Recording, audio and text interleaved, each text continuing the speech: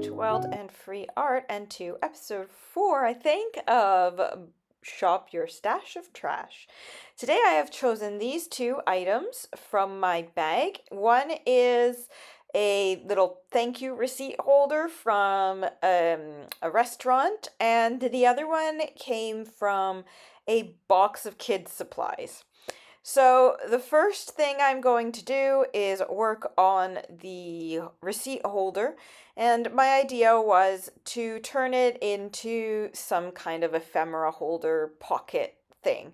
Now, it's got this cool kind of 20s style art deco vintage, I don't know what, vibe to it. So I wanted to keep with that a little bit so that I could keep some of it, natural and the way it was.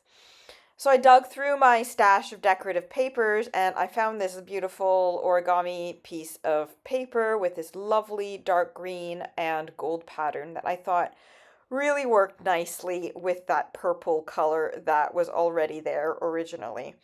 So all I did was do some good old-fashioned gluing on. I glued it on. I tried to be as straight as I could, but obviously I wasn't, perfectly straight. So there is a bit of trimming done. And then once I had everything glued the way I wanted to, I just trimmed the side where it overlapped a bit, because, the paper didn't quite make it where it was supposed to.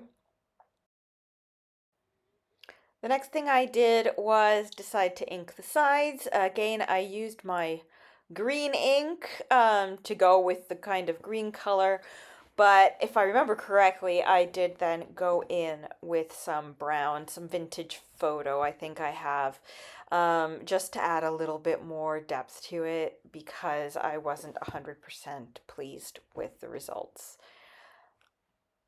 And the next thing I did then that you'll see me do now is just playing around with some stickers, trying to figure out what the best way to decorate this actual thing is. I'm just toying with some things that I've made that had that kind of vibe to them. I then decided to add another piece of that nice green paper over the design in the front, and I decided to sew around the edge. Also, in this way, I was able to close the pocket inside. Now that I've done it, though, I'm not 100% keen on how it turned out. Probably because I had the white thread in the bobbin, um, and not black on both sides. But, I worked with what I have. Not everything I make is going to be like my favorite thing or anything like that. So after sewing it, I went back to trying to figure out how exactly I wanted to decorate it. I played with the idea of washi tape, and then I pulled out some stickers and I had a little play around, and I finally found a combination that I liked. Um, so I just added the stickers and found some of my words, the ones that I've cut out from magazines and whatnot.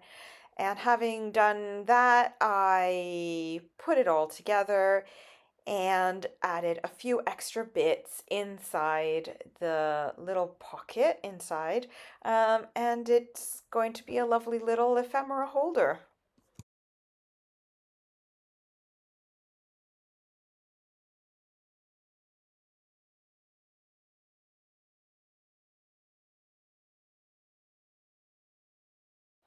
The next thing I decided to work on was on the box. So as I said, this box came in one of the children's crafting books. It was like this big cardboard book thing that had a bunch of little pockets and things in it. And I thought that this little tray sliding out would be great for storing some small bits. So I decided to make it a little bit more pretty before using it. And the first thing I decided to do was to use some washi tape along the edges of the inside box and the outside box in order to give it a bit of interest and make it a lot easier than trying to do that by gluing in strips of paper. I, of course, throughout the whole project, kept checking that the box would still fit inside its sleeve, just because I was adding layers to it and I didn't want it to get too big to actually not fit in the sleeve. Um, After I had put some washi tape, I decided to put some of my beautiful Florentine paper that I have so been hoarding and not wanting to use. I decided to use that to cover the larger parts of the box. So I measured the inside of the box and I cut a piece to that size in order to fit on the bottom inside piece.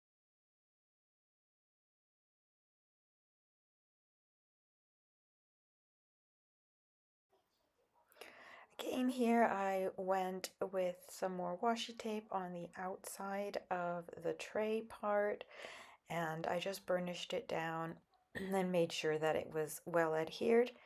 And then I decided to measure another piece of paper to put on the bottom part of the tray after, of course, checking that everything fit and slid into place properly.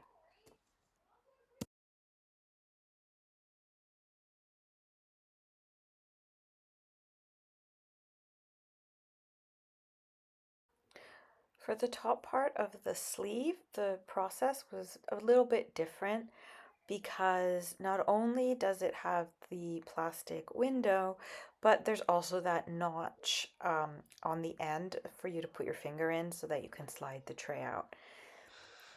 So the first thing that I did was I took the measurements of the top to be sure that it would fit and it was the same size as the bottom one.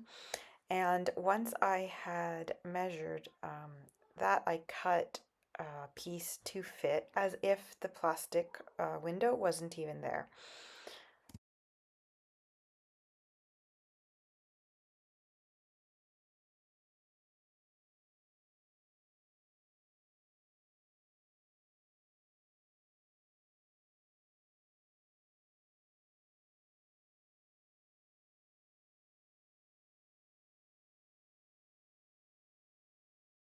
My next step was to do some very, very, very careful measuring of the four sides around the window.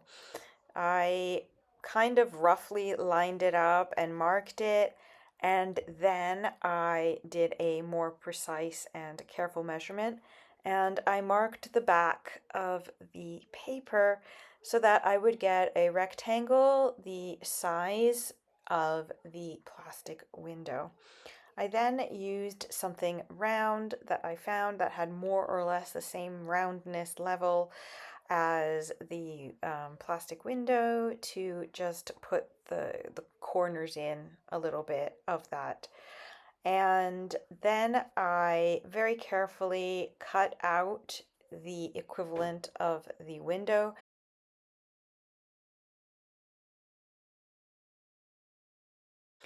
Once I had my window cut out, I made sure that it laid properly on the top and it worked. I was very precise with my measurements for once. The next step was to cut out the notch, and luckily I do have a circle punch which is exactly the same size as the notch on the box. So it was easy enough to mark that where the notch was and then just use my punch, lining it up with my mark that I made with the circle and punching the notch there. At that point, I was ready to glue it all onto the top. Unfortunately, I didn't realize that my phone didn't actually record the next step that I did. So what it was just to finish putting the washi tape around the edges. And I put a little bit of gold ink around the top just to get rid of that yellowish color. And then I just put a few little tickets in there just as an example of what you can store. And then here I'm just showing my final creation and everything that came out of this video. I hope you enjoyed it and happy creating. Bye bye.